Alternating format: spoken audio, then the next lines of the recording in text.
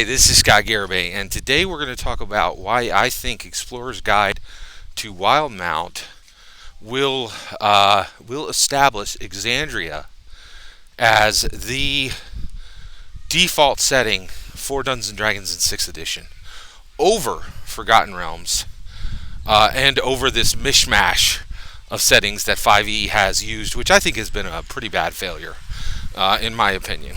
All right, so let's get into it.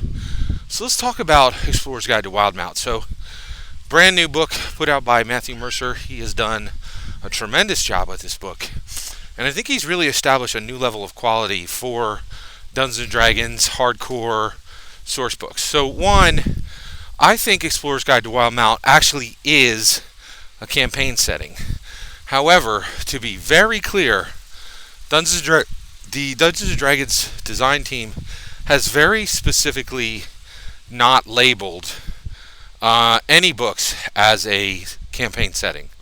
They always call them a source book, and they're very careful with the terminology to not say this is a campaign setting.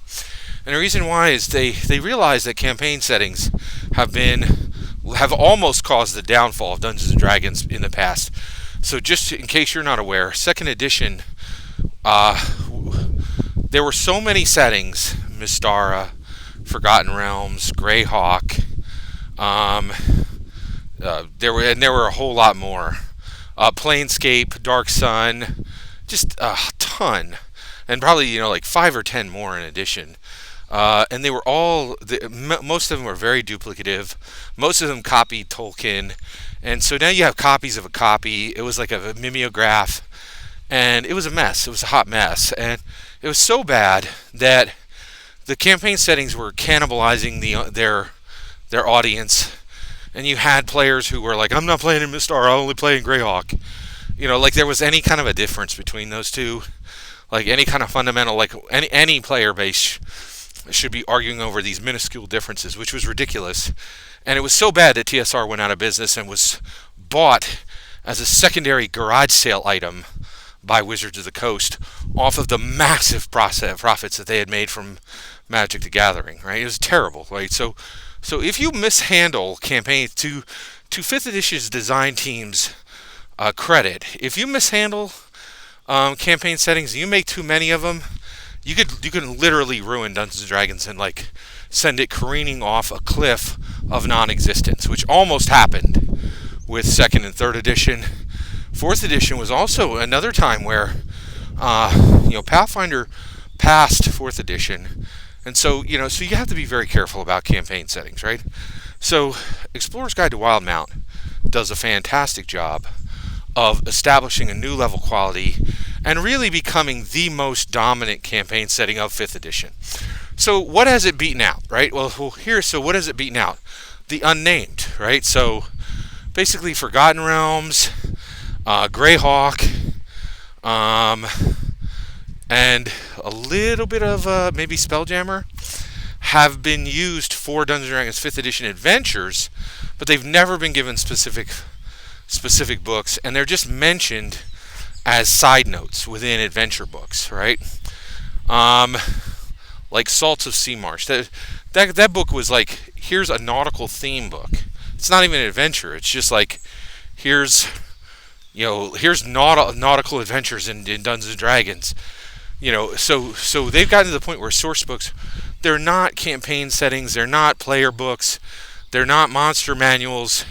They're just down to theme, right? So they really want these books to be very generic, right? And they're really terrified of campaign settings. And I get that. I understand that, right? But when Matthew Mercer came to them, or when they went to Matthew Mercer, and they talked that through, and they said, okay, this is what we're going to make, something really changed. I think it was really dramatic what was accomplished with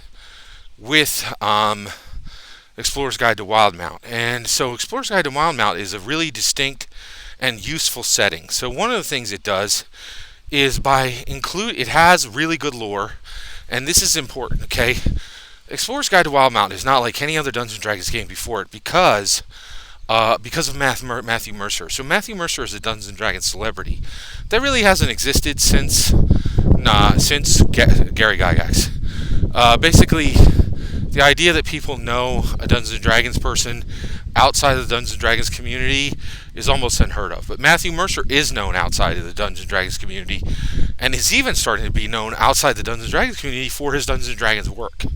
Right? He's a true Dungeons and Dragons celebrity, which there's only been 2 in the history of the entire game. So when he came to this, he came with a lot of good ideas. But if you look at this book closely, Matthew Mercer did not write the majority of this. Right? He wrote this over years of running his campaign, but when they came at it, like, they brought in a ton of super high talent writers to take his ideas and just polish them to a fine edge and slot them in this book at a quality level that's never existed for any other book. And the reason why is, I think you were able to get the best writers on this book, and you could pay them or not pay them. What do I mean by that? Right? So I think there were a number of writers on this who were hired because they were good writers who would work hard on this book, and they got a writer amount that you would get outside of the tabletop role-playing game industry.